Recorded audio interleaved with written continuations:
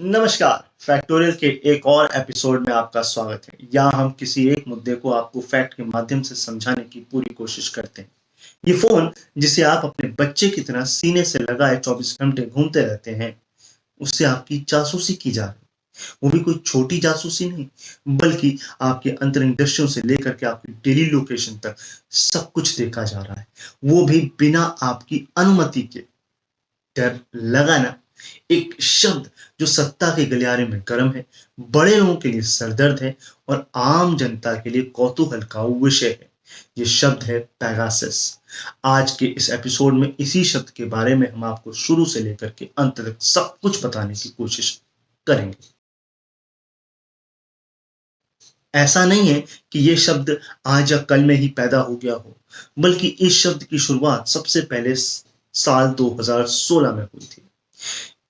Reports के मुताबिक इस शब्द से हमें सबसे पहले रूबरू कराया था संयुक्त अरब अमीरात के मानवाधिकार कार्यकर्ता अहमद मंसूर ने। वो कहते हैं कि उन्हें कुछ संदिग्ध एसएमएस प्राप्त हुए थे। उन्हें ऐसा लगा कि गलत मंशा से उन्हें ये भेजे गए हैं। उन्होंने अपने इस फोन को भेजा टोरंटो विश्वविद्यालय के सिटीजन लैब के जानकारों को। उन्होंने उस फोन को भेज दिया एक साइबर सिक्योरिटी फर्म लुकआउट को। उनका अंदाजा बिल्कुल सही निकला। अगर उन्होंने इस लिंक्स पर क्लिक कर दिया होता तो उनका फोन मालवेयर से संक्रमित हो जाता। लुकआउट के शोधकर्ताओं ने बताया कि ये किसी भी एंड पॉइंट पर किया गया सबसे जटिल हमला है। सबसे गजब की बात यह है कि आईफोन की सुरक्षा को भेजने में भी सक्सेसफुल हो पाया, जिसे हम सबसे सुरक्षित कहते हैं। मगर आईफोन भी इससे निपटने के लिए एक अपडेट लेकर आया था, बट वो कामयाब नहीं हुआ। एप्पल खुद ये कहता है कि हमारे सॉफ्टवेयर पर पेगासस का हमला हुआ है। पेगासस एक स्पाईवेयर है। कहा यह जाता है कि इसका प्रयोग आतंकवादी गतिविधियों को रोकने और देश की सुरक्षा को बढ़ाने के लिए किया जाता है।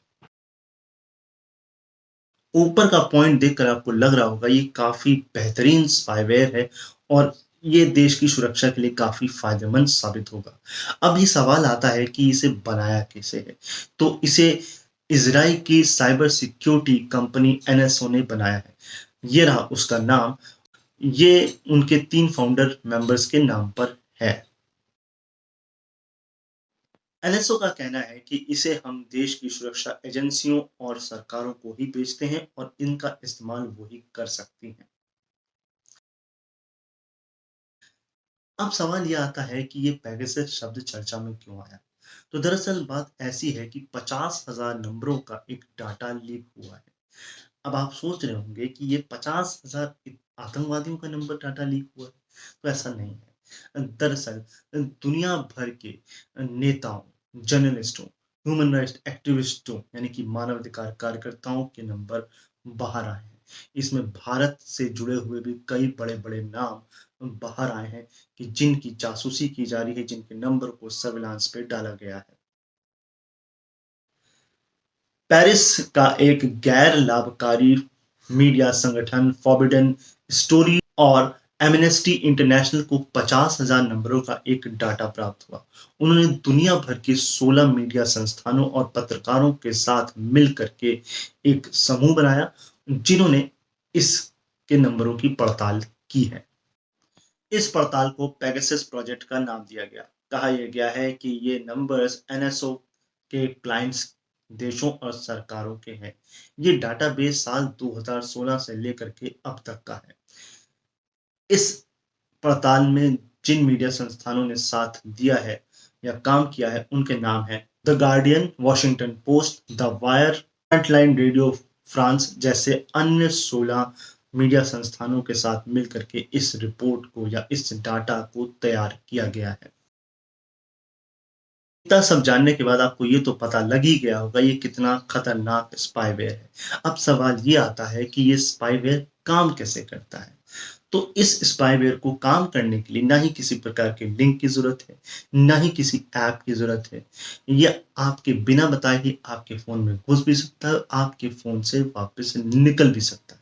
कहने का अर्थ ये है कि आपको पता भी नहीं चलेगा कि कब आपके फोन में घुसा, आपकी जासूसी की, अपना काम खत्म किया और आपके फ़ोन से निकल भी गया। ये इतना खतरनाक है कि ये आपके फ़ोन की गैलरी भी एक्सेस कर सकता है, कैमरा भी एक्सेस कर सकता है और यहाँ तक कि आपके व्हाट्सएप के end to end encrypted messages को भी पढ़ सकता है। यानी कि आपका फ़ोन पूरी तरीके से स्पाईवेयर के हाथों में एक खिलौने की तरह चला जाता है और वो कोई भी जानकारी बड़ी आसानी से आपके फ़ोन से निकाल के जान सकता है। पूरी लिस्ट बताने बैठ गया तो बहुत लंबा समय बीत जाएगा, इसीलिए आपको कुछ खास नाम बता रहा हूँ। दुनिया के दृष्टिकोण से 2 देशों के नाम सबसे पहले सामने आए हैं, एक है मेक्सिको और एक है सऊदी अरब। सबसे पहले मेक्सिको का नाम आता है। कहा जाता है कि मेक्सिको ने ये स्पाईवेयर ड्रग माफियाओं की निगरानी के लिए खरीदा था, जो कि सच भी है। इसके लिए उन्होंने इस्तेमाल भी किया था। पर में इसके बाद इन्होंने जर्नलिस्ट, मानवाधिकार कार्यकर्ताओं और भ्रष्टाचार विरोधी पत्रकारों के खिलाफ भी जासूसी करना शुरू कर दिया था। उनके नाम भी इस लिस्ट में डाल दिए गए थे। अगला देश जो इस लिस्ट में आता है वो है सऊदी अरब। कहा जाता है कि सऊदी सरकार ने जमाल खशोगी की हत्या से पहले उसकी जासूसी करवाई थी, जो कि एक बहुत बड़ा और गंभीर और संगीन आरोप सऊदी अरब सरकार पर लगाया जाता है। इसके साथ ही टोरंटो विश्वविद्यालय के सिटीजन लैब ने यह भी दावा किया है कि अल जजीरा के 36 एंकरों और अधिकारियों की जासूसी भी सऊदी अरब सरकार ने कराई थी। ये तो प्रारंभिक लिस्ट है, मगर ताजा आई लिस्ट के अनुसार फ्रांसीसी राष्ट्रपति का नाम भी इस लिस्ट में जोड़ा गया है। भाई साहब इतना घबरा गए हैं कि वो 6 बार अपना फ़ोन बदल चुके हैं। इसके साथ-साथ पाकिस्तान के प्रधानमंत्री इमरान खान का भी नंबर इसमें कभी जोड़ा गया था और ये भी कहा गया है कि बांग्लादेश ने भी इस सॉफ्टवेयर को खरीदा है। तो अभी आगे देखते हैं क्या कुछ होने वाला है, क्योंकि अभी तो ये थोड़े-थोड़े नंबर्स, थोड़ी-थोड़ी लिस्ट बाहर आ रही है। ये देखना दिलचस्प होगा कि और कितने नाम इस लिस्ट में आते हैं। भारत भी इस स्पाईवेयर से अछूता नहीं रह पाया है। भारत के कई बड़े-बड़े नाम इस लिस्ट में शामिल हैं। इतने बड़े नाम कि जिन्हें सुनकर आप चौंक जाएँगे। द वायर की रिपोर्ट के अनुसार इनमें 300 भारतीयों के नंबर अभी तक सामने आ पाए हैं। इस लिस्ट में सबसे पहला नाम आता है राहुल गांधी का। अब इसे सुनकर या तो आप सामान्य सा मुँह बना सकते हैं या आप चौंक भी सकते हैं।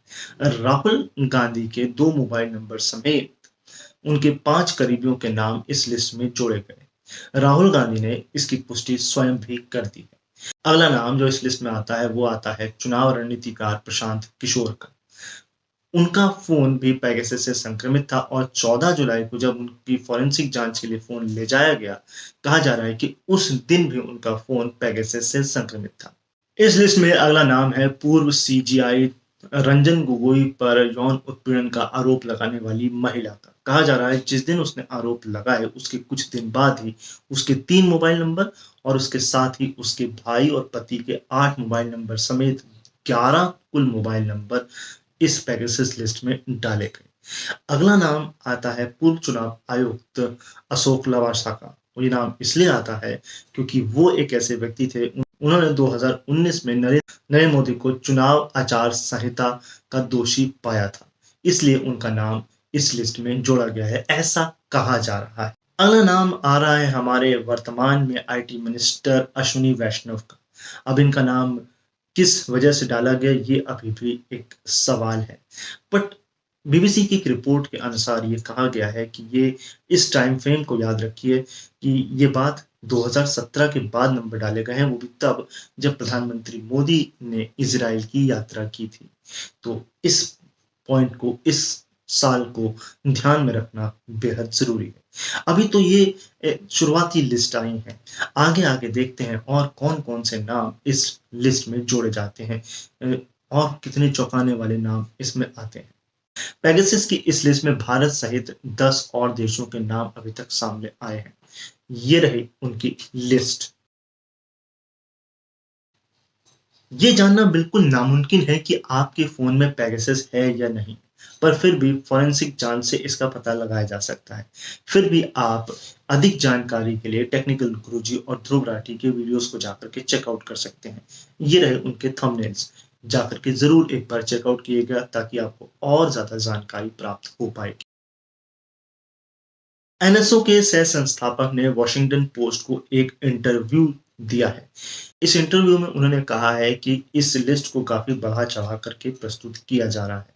उन्होंने इसे बेबुनियाद और खारिज भी कर दिया। उन्होंने साथ में ये भी कहा है कि हमने अपनी लिस्ट से पिछले 12 महीनों में 2 देशों के नाम निकाल दिए हैं। हमारी लिस्ट में कुल 40 देश हैं, बट उन्होंने इन 40 देशों में के नाम को जो है वो उजागर तो नहीं किया है। पर उन्होंने साथ-साथ ये भी आश्वासन दिया है कि हम इसकी जाँच ज़रूर करेंगे। अब आप मुझसे क्या एक्सपेक्ट कर रहे हैं कि मैं क्या आपको अलग बताऊँ? कहा तो वही जाएगा जो कहना है और वही कहा भी जा रहा है।